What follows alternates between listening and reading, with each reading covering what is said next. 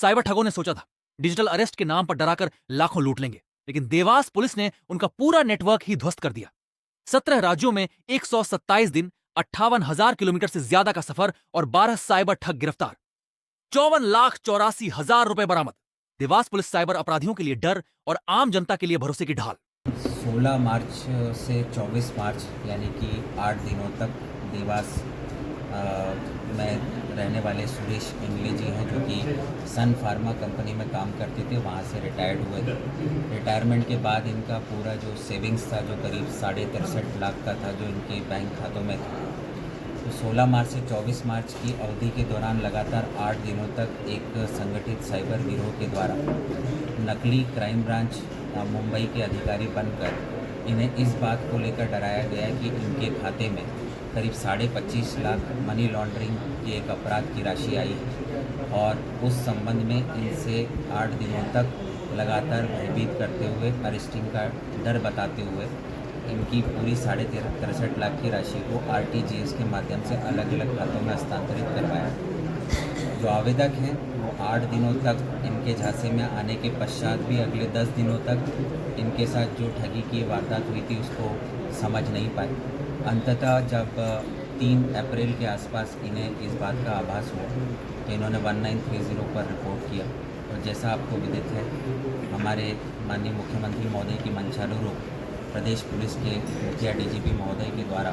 नवाचार स्टार्ट किया गया है, जिसमें 25,000 से अधिक की राशि का यदि साइबर फ्रॉड की शिकायत 1930 पर की जाती है तो तत्काल उसकी E0 FIR दर्ज की जाती है। उक्त प्रकरण में भी जैसे ही आवेदक ने 1930 पर कॉल किया, उसकी E0 FIR थाना कोतवाली पर प्राप्त हुई। चूँकि प्रकरण गंभीर था, 8 दिनों तक डिजिटल अरेस्ट रखने के उपरांत 63.5 लाख की एक बड़ी राशि आवेदक के साथ ठगी की गई। उक्त प्रकरण की गंभीरता को देखते हुए तत्कालीन एडिशनल SP जयवीर भदौरिया और उसके पश्चात हमारे वर्तमान एडिशनल SP गजेंद्र वर्धमान के द्वारा इसको लगातार लीड किया गया, और CSP सुमित अग्रवाल और वर्तमान थाना प्रभारी श्याम शर्मा, जो कि कोतवाली में पदस्थ थे, उनके द्वारा लगातार इस केस को परस्यू किया गया। 127 दिन तक इसमें देवास पुलिस के द्वारा लगातार कार्रवाई की। 70 पुलिसकर्मियों की हमारी टीम, 19 अलग अलग टीमें बनाई गई, और इन 127 दिनों में देवास पुलिस देश के 17 अलग अलग राज्यों में पहुंची और उनके 33 अलग अलग ज़िलों में दबिश देते हुए NCRP पोर्टल के माध्यम से जो भी टेक्निकल हिंट था और देवास साइबर सेल के द्वारा जो जानकारी दी गई, उसके आधार पर इन 33 जिलों में दी गई दबिशों के आधार पर 12 साइबर ठगों को पुलिस ने गिरफ्तार किया, और इन 12 ठगों से जो ठगी गई राशि थी उसमें करीब 55 लाख की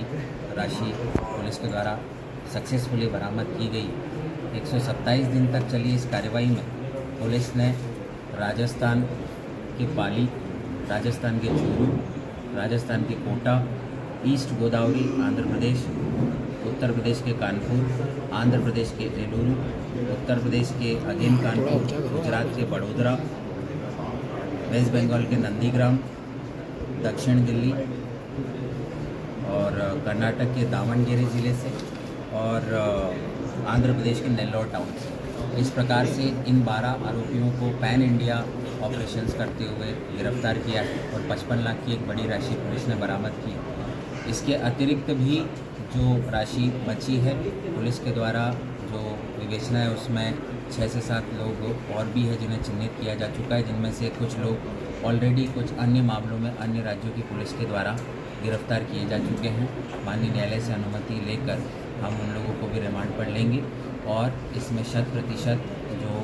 ठगी गई राशि थी 63.5 लाख की, उसको आने वाले दिनों में बरामद करेंगे। अभी तक की जो जांच हुई है उसमें इस संपूर्ण प्रकरण का जो मास्टरमाइंड है वो मोहम्मद अब्दुल्ला पिता मोहम्मद इस्लाम निकलकर सामने आया है, जो कि मूलतः बिहार का रहने वाला है, और वर्तमान में ये हज़रत निज़ामुद्दीन दक्षिण दिल्ली से इस गिरोह का संचालन करता था। जो अभी तक की जांच आई है, जिस नंबर से कॉल हुआ है उस नंबर में जो सिम कार्ड यूज़ हुआ था वो अलग अलग करीब 50 से 60 मोबाइल फ़ोन्स में यूज़ हुआ था, और उन 50 से 60 मोबाइल फ़ोन्स में करीब 1400 से 1500 सिम कार्ड्स का इस्तेमाल किया। इस प्रकार से ये गैंग एक राष्ट्रीय स्तर पर